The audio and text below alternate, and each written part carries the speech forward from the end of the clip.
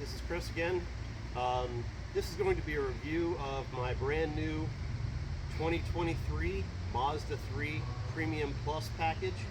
I got this in August and it is now October, and I wanted to basically make this video while it's still relevant for you to be able to get one of these.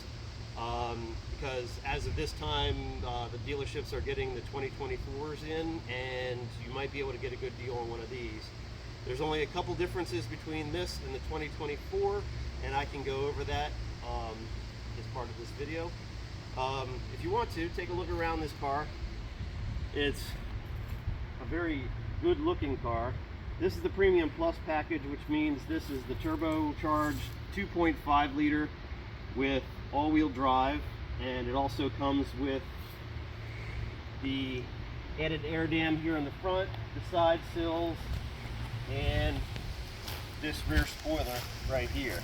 It also has larger tips on the exhaust, and that's about it for the Premium Plus package. Oh, the Premium Plus package also has the all-around cameras that you don't get in just the main turbo model. This car, I got it out the door for $35,000, and that was a really good deal. I traded in my Mazda 3 from 2006, which up until this point was the best handling car that I've ever had.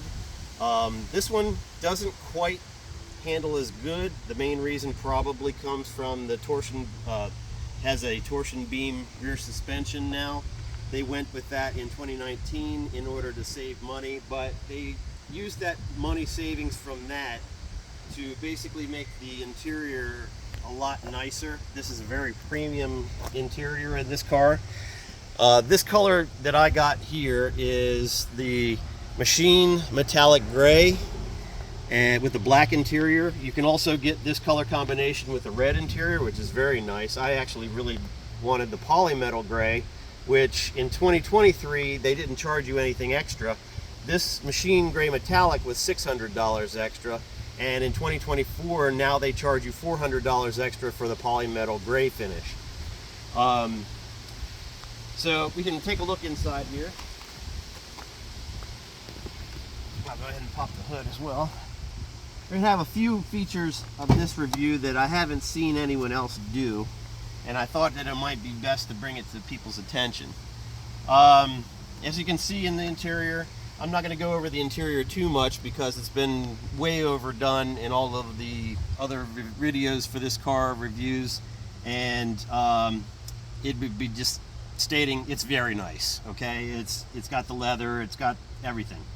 This model has the 8.8 inch infotainment screen in the turbo. I think that the other turbos get this same screen, but this one here only comes with the four-way view. When you push that button right there, you have cameras all the way around the car, which is really nice. Like if you're pulling into a really small parking spot, like at an airport, and you can't see where the front of the car is, stuff like that comes really in handy. I really like that feature, but you only get that in the Premium Plus package, at least for this year. Mazda's been very good about continually upgrading their options packages for as it goes year to year. And the 2024, the two main differences in the 2024 is that in the Premium Plus package, this goes to a 10-inch screen from a 8.8, and the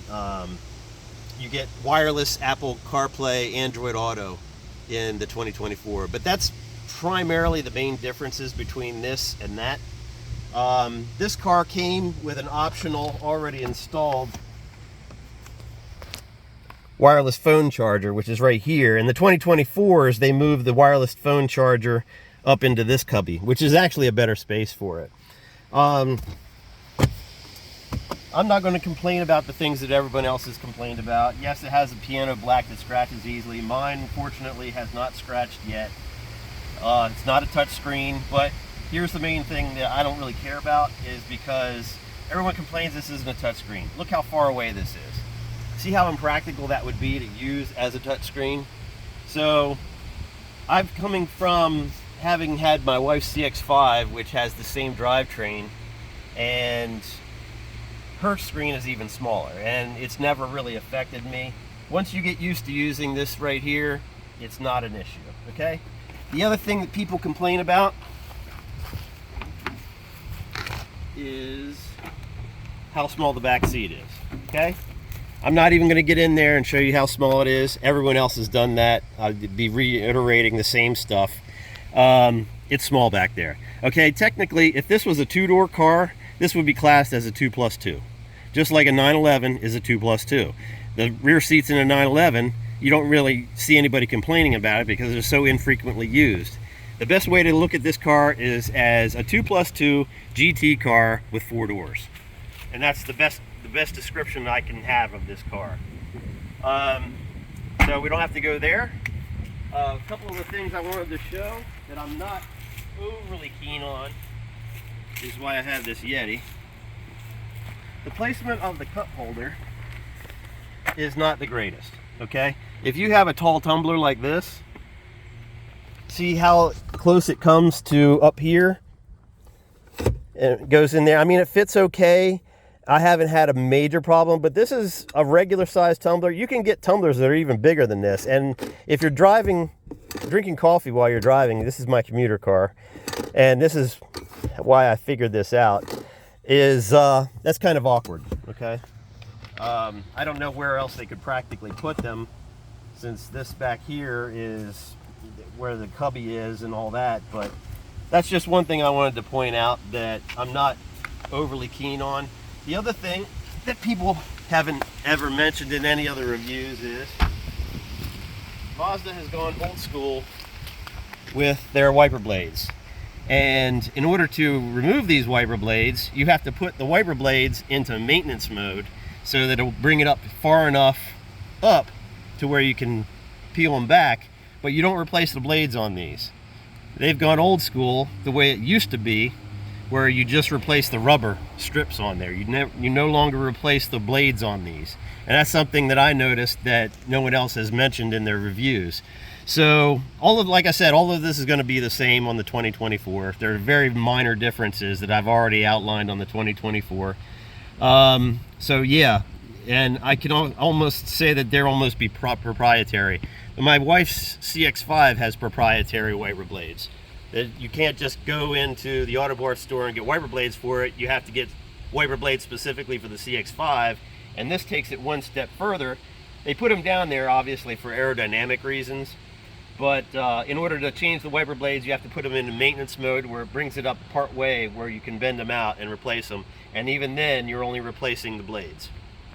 I'm not sure whether or not the rear one is. This one looks very similar to the one on my wife's CX-5, so I'm assuming that you can still replace the entire blade on this one. On the rear hatch, on my wife's car, this is powered. This one is not powered, and it's dripping because I just washed the car, so it looks nice. This one also came with this roadside assistance kit, which is kind of nice, and this rear cargo protector mat, which is nice. And it also came with the black lug nuts. You can see that this has 18 by 7 inch alloys on it that are black, and Mazda threw in the $100 black lug nuts. So the only difference is I haven't changed them out yet. I'm kind of waiting. I haven't gotten around to it yet.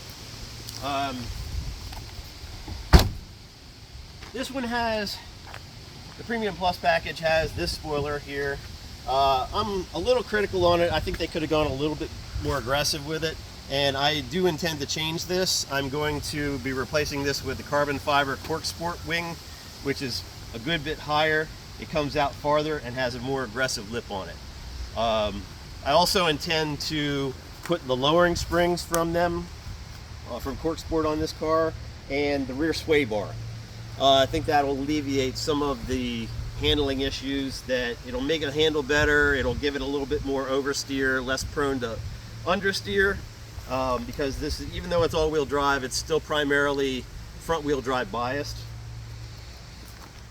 I also will most likely replace the exhaust with Cork Sports 80mm. This is fine for a daily commuter. It's nice and quiet. That's the main thing about this car. This is the first car that I've never optioned for the manual transmission, simply because with this powertrain, it's not available. I love this powertrain. It's the same powertrain as my wife's CX-5, and only this car is 500 pounds less. So it definitely you can feel the difference in the two cars. That one feels sluggish now that I've been driving this car. And as everyone else has already mentioned, in the turbo model of this car, you get 227 horsepower, I think it is, on regular fuel. If you switch to premium fuel, you get 250, and in this car it is very noticeable, especially in cooler weather. One thing I will say, this has a water to air intercooler in it, and in hot weather that made like 0 to 60 runs a little bit inconsistent. I think that if they make a Mazda speed, one of the things they should replace is that water to air intercooler. They should replace it with an air to air, just so it doesn't get heat soaked if you're really pushing the car hard. The other thing we can look at up here under the hood, and they made a few changes from the CX-5 that I was used to. Here you've got your 2.5 liter turbocharged Skyactiv G engine, and it's a lot tighter in here than it is in the CX-5. It's a smaller car. There's a few things that they've changed in here. One thing for the better. Firstly, any $30,000 car should come equipped with hood struts. I put them on my wife's car because in my wife's car, this is one of the changes they made. In my wife's car, the prop rod, when it's in the hood, is directly in line with the oil dipstick. So if you're running to check your oil, that prop rod's in the way. Here, it's not as bad. They've moved it over this way. They would probably keep the prop rod if they ever made a Mazda speed version of this, just to save weight and cost. This is okay. This is a lot better than the CX-5. In the CX-5, like I said, it's directly in line with the oil dipstick, which is a stupid design. But quite frankly, any car over $30,000 really should come stock with hood struts. So I'm going to ding it there. Let me get these leaves out of here. That's better. All right. Now we can go for a ride. I got to go get gas in it. That's the other thing I can talk about, is running premium fuel in this. Pause it. All right, now we're in the car. We've got the engine running. I've got the radio paused. This came with Sirius XM. I already had Sirius XM on my last car. This infotainment system, everybody always complains about. It's not bad at all. It's far better than the one in my wife's CX-5. This one loads a lot faster than hers did. That's a major improvement that Mazda has made with that. It's got the, I'm not going to go over a lot of this stuff because most people do already. It's got the bi-level, dual directional, the passenger can have different temperature than the driver if you want. I'm not going to get into a lot of that because it's kind of redundant. It has heated seats. It does not have the air-conditioned seats. Not a big deal. My wife has both in her CX-5, and we don't use it all that often. The other differences I noted from the CX-5 is the control knob here is a good bit bigger, and you still have your same sport mode. And believe me, when you hit sport mode in this car, it makes a huge difference as well. I usually use it when I'm merging onto the highway. If you really want it to get up and go, it definitely get ups and goes when you put it in sport mode, especially if you're running premium fuel. The other difference I've noticed is when I use premium fuel in this, the first time I filled it up, I used regular 87 octane. And then every time after that, I've used premium fuel. And not only do you get better performance out of it, but because the timing is not retarded on it, anytime a modern engine is always going to run the timing up until it pings and then dial it back. So that's the reason why when you run 87 octane in this car, you don't get the full performance. It's dialing back the timing when it senses that you have low octane gas in the car to protect the engine. When you have premium gas in there, it allows the timing to go full blast, and that's where you get that extra 25 horsepower for 250 horsepower. It makes a huge difference, but the other difference is your gas mileage is actually improved. When you're running premium gas in a car that makes more power with premium gas, you don't have to be on the throttle as much to get the same result, and consequently you're going to get better gas mileage because you're running more timing. Now I'm going to run out and get some gas in this car, and you can see how the Premium Plus package has the 360-degree cameras on it, and when you back up, the driver's side mirror angles down, as well as having this side. If you get anything but the Premium Plus in the 2023 model, they may change this for 2024, but anything other than the Premium Plus, you're just going to have the regular backup mirror there.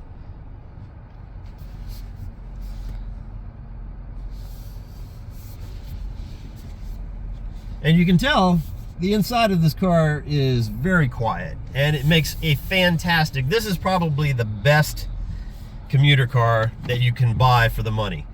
This is basically an Audi A3, or it's the Japanese version of that. This car identifies as an Audi A3. And for that matter, the Audi A3 also has a rear torsion bar suspension, so you're not losing anything if you're to get the Audi A3. The other thing you get with the Premium Plus package is sign recognition. Like, we just went past that stop sign, and if you can see over here in the heads-up display and also on the dashboard, you have a little stop sign icon. Pull out here, I'm going to put it into sport mode. I have to get gas in it because it's my daily driver, and this is a Sunday, so I'm getting out to get gas. It's in sport mode now, and if I romp on it,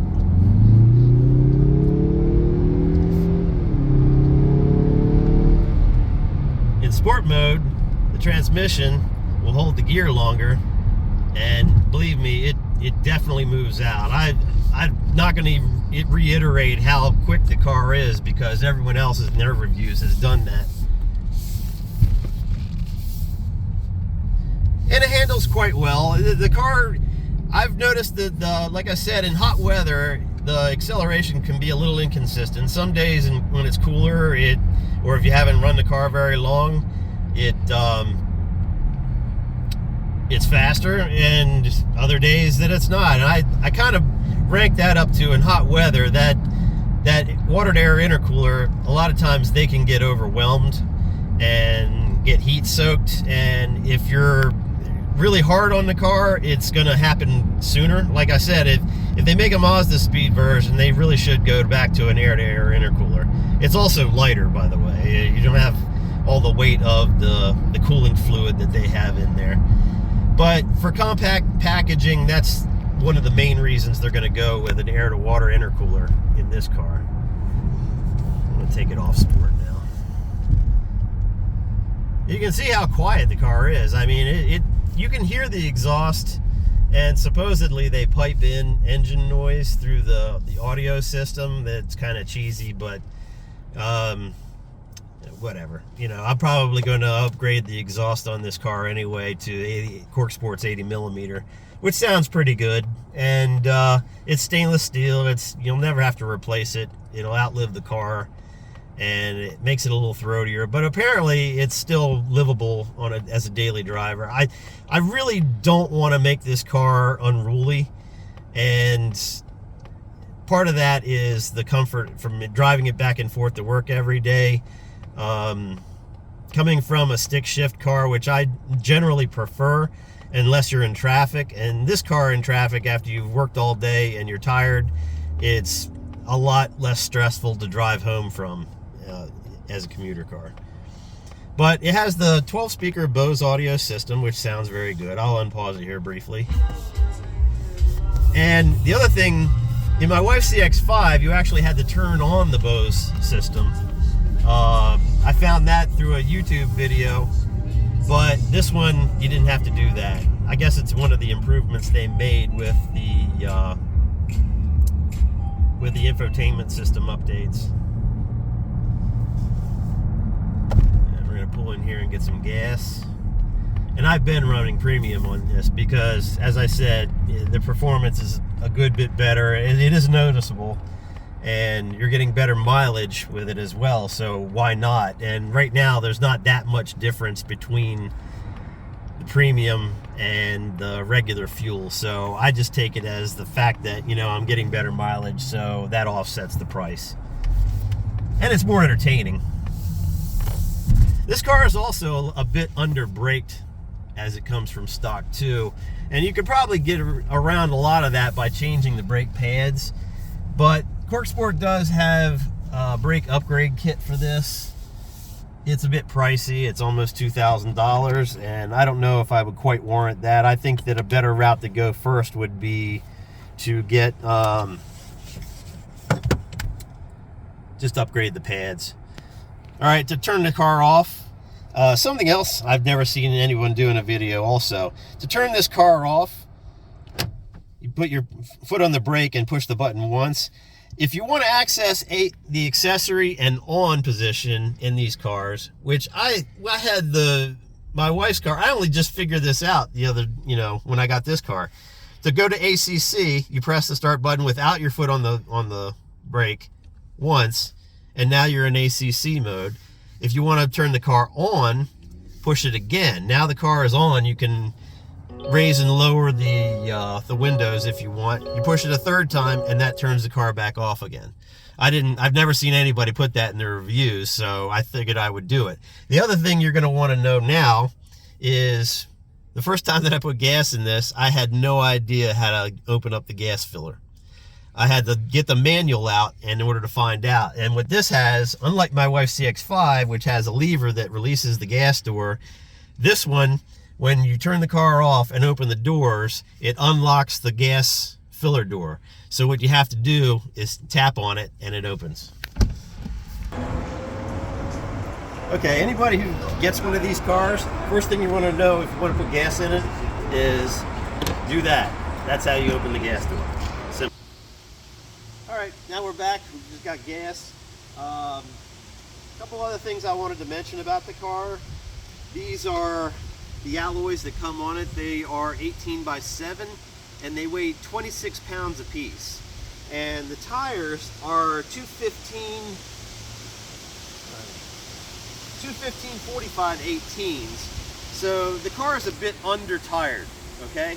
And those alloys are extremely heavy. I can find a set of 18 by 8s that are 18 pounds. You shave 8 pounds off of rolling unsprung rolling weight and rotational unsprung weight is what I was looking to say. If you can get better tires for it, you can go up to like a 235/40 18 on an 18 by 8.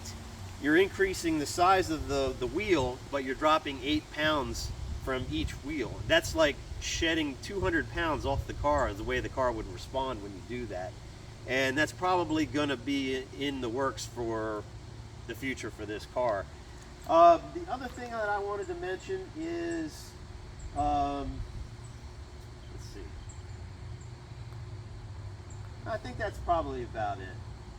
But anyway, I hope you've enjoyed this review. I hope that I showed you a few things that you might not have seen in other reviews. I didn't want to do a lot of the same redundant stuff. A lot of people have done reviews on this car. I wanted to show you some of the things that you might not have thought about, like the wiper blades and the positioning of some of the stuff inside it. It's a great car. If you can get one, like I said, this is October of 2023. If you can get one of these as a leftover before the 2024 is going to get a good deal on it, I highly suggest it. It's a great commuter car, and you'll thank me for it after you get it.